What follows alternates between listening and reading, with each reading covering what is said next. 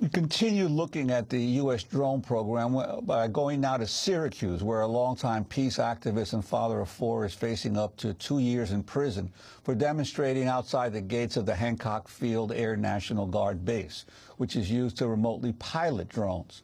Mark Colville is heading to court today to be sentenced, stemming from his arrest last December. Mark Colville's action was part of a 5-year-old nonviolent campaign organized by the Upstate Drone Coalition here in New York. Over that time, more than 100 people have been arrested. Mark Colville is a member of the Amistad Catholic Worker in New Haven, Connecticut. Mark, welcome to Democracy Now! Within a few hours, you'll learn your fate if you face 2 years in prison. Tell us exactly what you did. Tell us the date, the time, and what your action was. Thank you for having me on the show, Amy and Juan.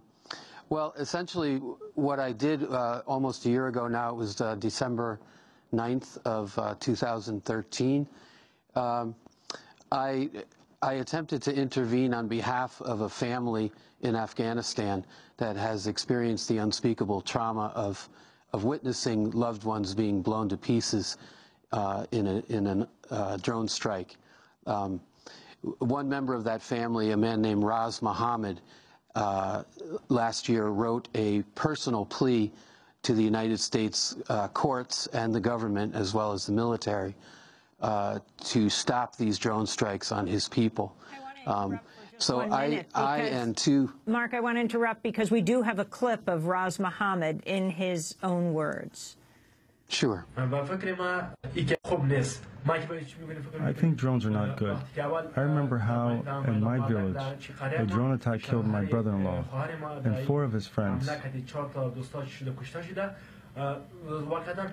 was truly sad. A beautiful life was buried, and the sound of crying and sorrow arose from peaceful homes. I say that this is inhumane today. The idea of humanity has been forgotten. Why do we spend money like this? Why don't we use alternative ways? The international community says that drones are used to kill the Taliban. This is not true. We should see the truth.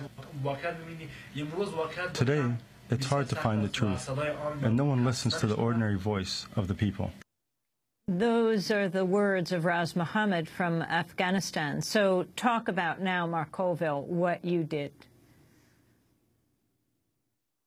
Well, we took Raz's written plea and we walked peacefully and orderly to the outside gate of the 174th Attack Wing at Hancock Airfield with the sole purpose of trying to deliver this plea directly to one of the base commanders, whose name is Colonel Earl Evans.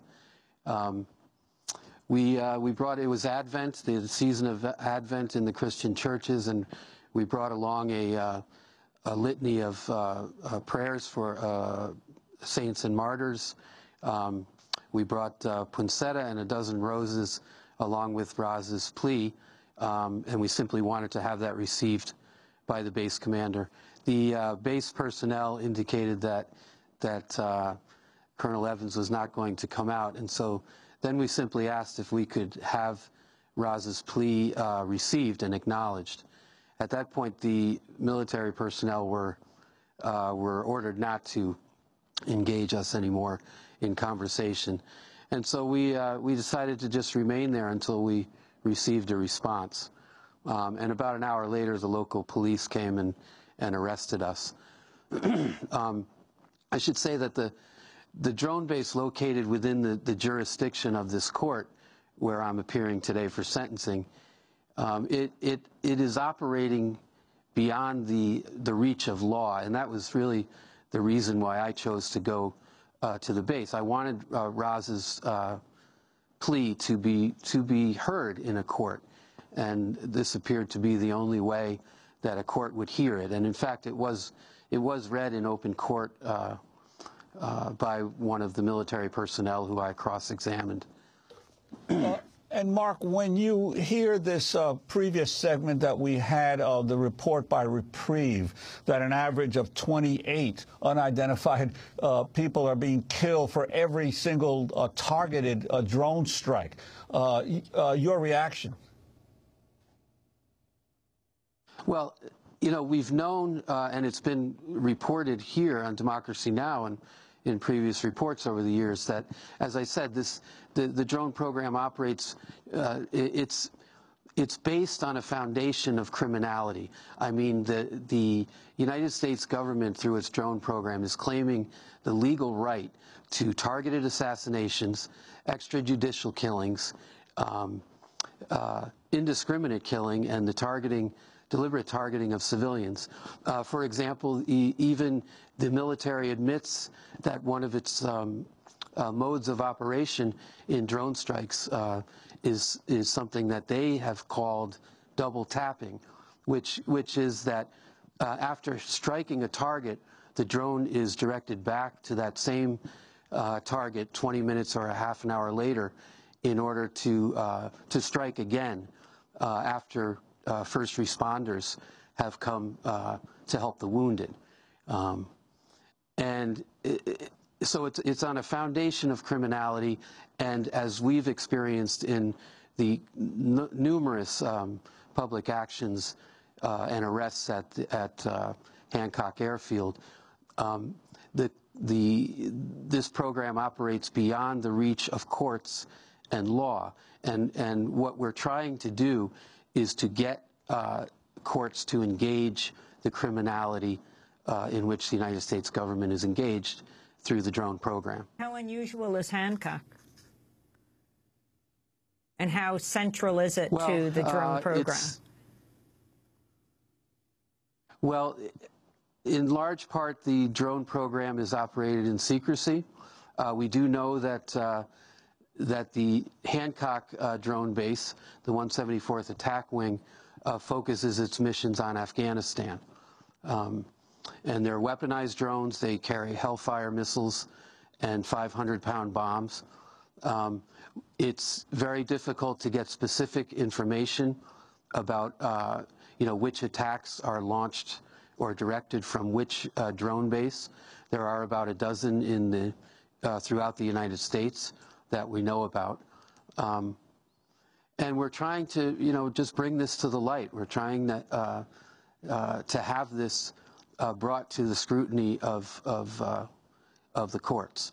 Now, I'm going to court this afternoon, about 7 hours from now. I was convicted of 5 separate charges for simply walking peacefully to the front outside gate of the drone base. What were those 5? What were those charges? 5 charges. 2 counts of disorderly conduct, 1 of trespass, which, by the way, are conflictual charges because the one requires that the act take place on public property and the other on private property. Obstruction of governmental administration, which is the obstruction of lawful government administration, which we contend, and I contended in court, that the operation behind the gates of Hancock is not lawful. And I was also charged with a contempt of court charge based on kind of a cynical manipulation of the law that this court has engaged in by issuing orders of protection on behalf of the base commander, Colonel Evans, against protesters, as if we are a physical threat to Colonel Evans. So they've actually manipulated these domestic violence laws, essentially, to try to intimidate people and keep them from going to exercise their rights outside the base. Mark, we just have 30 seconds, but as we wrap up and you face 2 years in prison, what are you telling your kids? You have 4 children. Well, yeah, I'm telling my kids, and they understand that whatever hardships that we're about to endure through the injustice of this court, that we should keep Raz Mohammed's family ever in our vision, and try to unite our own sufferings to the incredible sufferings that he and his extended family have gone through. And that's the way that we go forward, and we're we're well prepared for whatever the judge decides to do. As I intend to tell the judge, anything that that he does in the court today makes no condemnation of my actions. The court is condemning itself by stopping up its ears to the law. Mark Colville, I want to thank you for being with us, with the Amistad Catholic worker in New Haven, Connecticut, being sentenced today for protesting outside the Hancock Field Air National Guard base outside Syracuse, New York. And thanks very much to our friends at WCNY, the PBS station in Syracuse, New York. This is